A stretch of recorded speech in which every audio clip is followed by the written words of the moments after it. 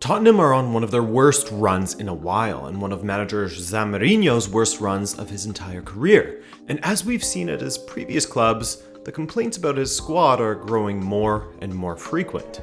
Before we dive in, however, the article that aspects of this video are based on first appeared on The Athletic and was written by Tottenham correspondent Charlie Eccleshare. Head over to www.theathletic.com/RabonaTV to get started with a 7-day free trial and 40% off of your annual subscription. Hey there, I'm Adrian, this is Rabona TV, and today we'll be looking at Mourinho's attitude and psychology and how they don't seem to be very helpful for his beaten down and injury-riddled Spurs squad, and how Spurs fans would be forgiven for seeing a pattern repeating. But we'll also examine how Mourinho has indeed shown compassion and support in other instances for this Spurs side.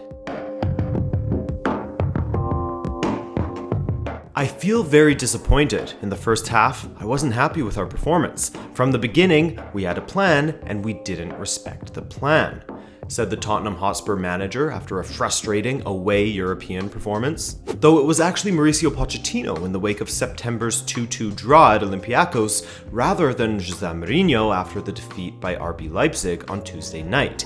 Indeed, Mourinho was arguably upbeat by comparison, even if his claim that all the players that were on the Leipzig bench in my team they would play was instantly held up as evidence of his inherent negativity. It should be pointed out that nobody is suggesting Pochettino and Mourinho have a similar outlook on life, but the earlier example is a reminder that the current Spurs head coach doesn't have a monopoly on negativity. While Mourinho's attitude towards the end of his Manchester United tenure was certainly bordering on noxious, his happiness upon his arrival at Tottenham was a breath of fresh air in comparison to how things had soured under Pochettino. In Pochettino's final few months at Spurs, he wasn't the eternal optimist or the manager to put his arm around the shoulders of his players, and as The Athletic wrote, was apparently quite the nightmare to be around at Enfield Training Centre, with players avoiding him during sessions. So for me, it's the players who I feel the worst for in the past few months of hardship under both coaches. Not so much the coaches themselves, though I do have some sympathy for Mourinho in this case. As discussed in another video, he has seen an already thin Tottenham squad get completely savaged by injuries. Any team that loses their top two scorers, those being Kane and Son, as well as their new starting winger in Bergwijn, and a regular in midfield in Sissoko, anyone who has to manage through losses like that for so long, these are months-long injuries, I have sympathy for. However, with every injury, Mourinho has often preached a message of wanting to speak about the players that he has at his disposal and worry about the injured players once they return. But his comments on Leipzig's bench players, easily walking into the Spurs 11, sort of go against that. He said the same sort of thing back at Manchester United when his team was bounced from the competition, the same competition, the Champions League, by Sevilla. So put yourself in the shoes of the Tottenham players. You've just lost 3-0 away and were vastly outclassed by your opposition. You've been booted from the Champions League, lost to Norwich at home via a shootout in the FA Cup, and you haven't won a league match in almost a month now. The first question arising from Mourinho's claim that all Leipzig's Tuesday substitutes would get into his team at the moment was, how must that make the Spurs players feel? According to one dressing room source, his pessimism is self-defeating. If you keep saying in public how terrible everything is, you give a free pass to the players who are available because they are expected to fail, the source says. This also follows Mourinho repeatedly saying he wished he could fast forward to July when the likes of Harry Kane, Son Heung-min, and Moussa Sissoko will have returned from their current injuries. Then, on Tuesday night, he essentially admitted his pre-game bullishness when he twice said he was very positive and that, I believe we are going to do it, had essentially been a front. So as Eccleshare notes, the honesty from Mourinho is indeed refreshing, but this web of Mourinho's media front versus how he truly feels and how he deals with his players grows more and more complex, to the point where you can now see Mourinho getting himself turned around in it. When does he put up a front of positivity? When does he offer a carrot over the increasingly common stick? How do the players feel when Mourinho admits that he had no belief in the team to pull off the turnaround? Mourinho's public negativity will make a massive dent on motivation, says Professor Andy Lane, a Center for Health and Human Performance Sport psychologist, who who has worked with a number of professional footballers.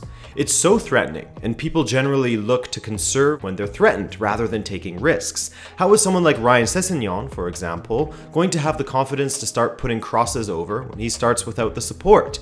You won't score unless you take risks. Many, myself included, at least in certain respects, are of the opinion that players are very good at separating what their manager says in the media versus what he says to them in the dressing room. In fact, as Eccleshare writes, Mourinho, The Athletic understands, also believes he is protecting the players by taking the pressure off with these kinds of statements. Tuesday's claim that no team in the world can cope with injuries for such a long time may sound woe is me to some, but in his view, it is a way of reassuring his players. Some mixed messages for sure. On the one hand, insulting his own players by saying that even the Leipzig subs could play in his team, while also saying that no team could cope with the injuries that Tottenham have sustained. I mean, I go back to this tangled web of a mental game that Mourinho has created for his players. It's difficult to understand, especially for a group of players that, even by their own admission, are not mentally tough, as Dele Alli said. This is where perhaps Mourinho's style of confrontational man management doesn't work anymore. There have been stories and interviews by Mourinho himself in which he has said that he would often provoke players to get a reaction from them, the most notorious example being that of John Terry. Mourinho would verbally lash him out in front of the squad, only for Terry to put out one world-class performance after another, literally putting his neck and head on the line to defend Chelsea's goal. He's seemingly trying a similar approach with Tanguy Ndombele. For the uninitiated, he described confrontational leadership in March 2015, when his second spell as Chelsea manager, as when you are ready to provoke your players to try to create some conflict with the intention to bring out the best from them.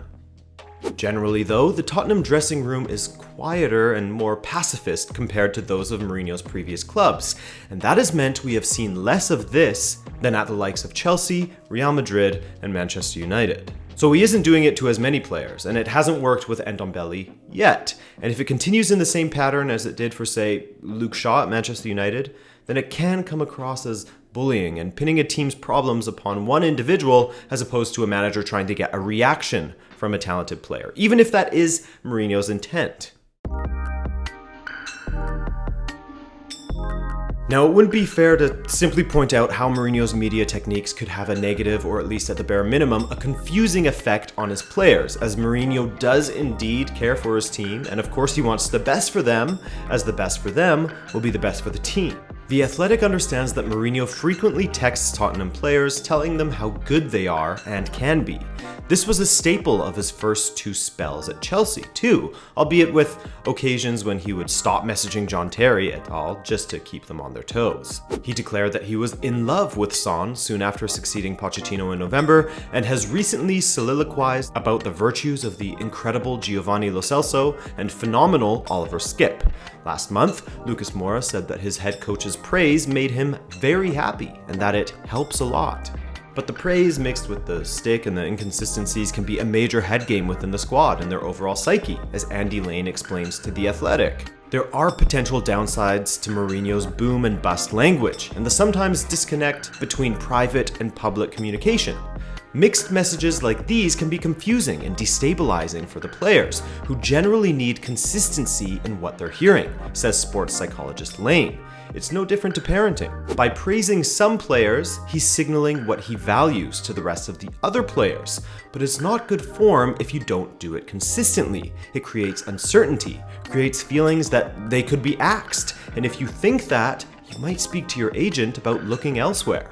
So overall, while Mourinho's shown that he has a mix of the carrot and the stick for his players, I keep on going back to what I said about his complex web that he has created, and constantly keeping the players on their toes, with the players not knowing whether he is happy with them or not, whether he will praise them or scorch them in the media, wondering whether he values them as a player or if he'd prefer to have someone else from the opposing team's bench in their place, or pining for an injured starlet. Ultimately, it seemingly creates a lot of uncertainty. It creates a distraction from the important things, such as their performance on the pitch, a distraction from the tactics and game plan, an obstruction in their focus, a lack of expression on the pitch, in fear of making a mistake. And you can keep up with everything in the world of football on The Athletic, the best place to read about your favorite competitions from the world's best football journalists. You'll find coverage of the Serie A, Bundesliga, Premier League, Champions League, MLS, and more.